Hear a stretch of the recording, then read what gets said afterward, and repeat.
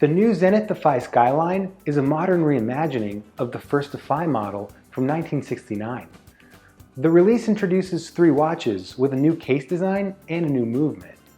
Let's first go over the specs, and then afterward, I'll summarize my thoughts on the latest release from Zenith. Please gently tap that subscribe button down below. The biggest surprise is the movement.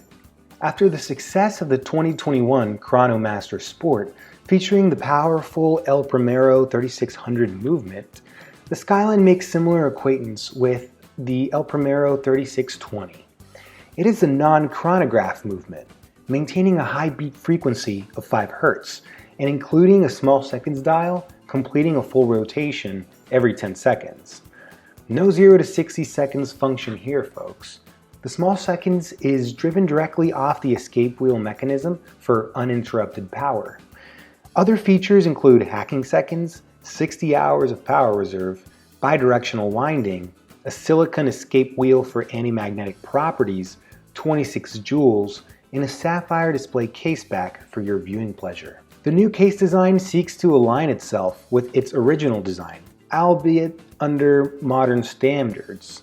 The Defy Skyline has a 12-sided bezel inside of an octagonal case, a slight departure from the original 14-sided bezel. The proportions have swelled from 37mm to 41mm in diameter, 12mm thickness, and 46mm lug to lug. The polished bevel runs uninterrupted from lug to lug to create seamless transitions between the flanks and the face of the case. The polished flanks of the bezel add to the transitions and present the watch like a sharply cut jewel. After Cartier's success with their quick change Santos bracelet, Zenith also employs a similar technology, making it easy to switch between the steel bracelet and the rubber strap.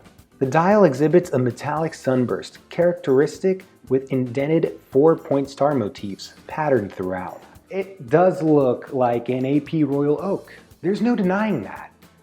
But there's also no denying that those buying a Royal Oak are not buying a Defy, and those buying a Defy are not buying a Royal Oak. The similar styles complement each other so that they can coexist easily in the watch industry, although you won't ever see them in the same collection. I do love the integrated bracelet and angular features. The move to a 12-sided bezel creates more visually appealing edges than the 14 sides could have accomplished. The brush polish pattern is perfectly executed, as is the display caseback and the quick change bracelet system. My disappointment, however, is in the 41mm case. Rectangular watches and integrated cases were larger than the specs suggest, and it would have been nice to see the Stressy Sport model and its original 37mm size.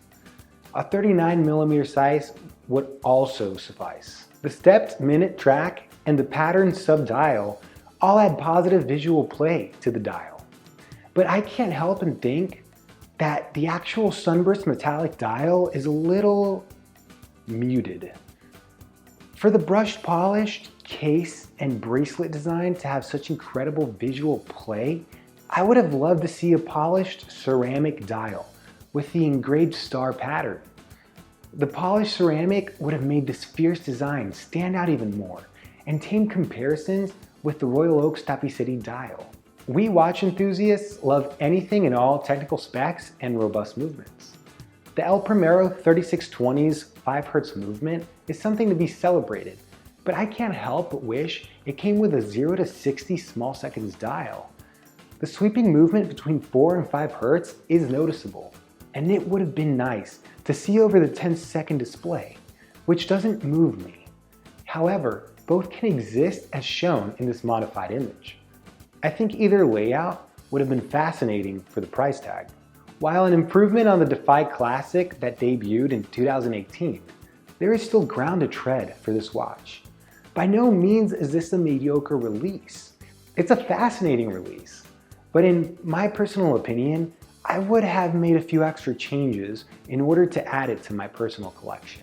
What did you think of my suggestions? Thanks for watching. Suave will return.